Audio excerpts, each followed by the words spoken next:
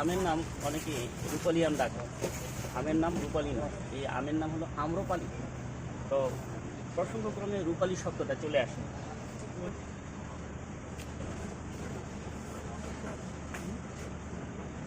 এই হলো আম, আম্রপালি। আমাদের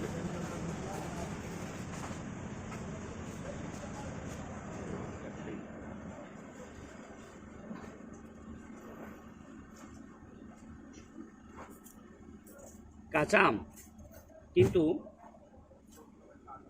খেতে বেজায় মিষ্টি, অসাধারণ। একদিন রাখলে এগুলি নরম হয়ে যাবে এবং পাকবে। তো এই আমগুলো হলো আমাদের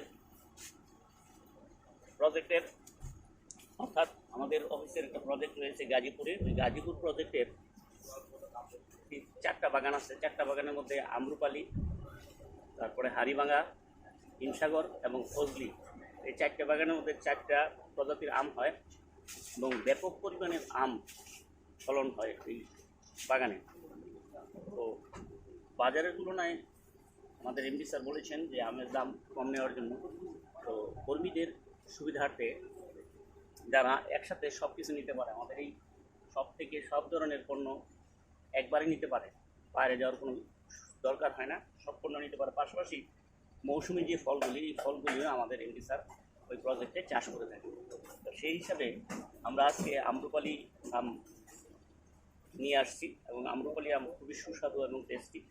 আম মানুষের স্বাস্থ্যের জন্য বেশ উপযোগী, বেশ উপকারী।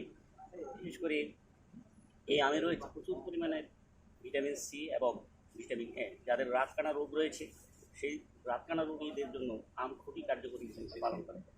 পাশাপাশি অন্যান্য আরও বিভিন্ন ধরনের রোগের কাজ করে আম। তবে আম বেশি পরিমাণে খেলে আবার ডাইজেস্টের প্রবলেম হতে পারে।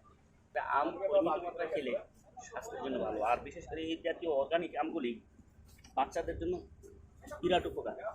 তাহলে আম খাবেন, কিন্তু পরিমিত মাত্রায় খাবেন যাতে সুস্থ থাকা যায়। আমি অসংখ্য ধন্যবাদ জানাচ্ছি বিশেষ করে এমডি স্যারকে এবং যারা এটা তত্ত্বাবধান করছেন তাদেরকে।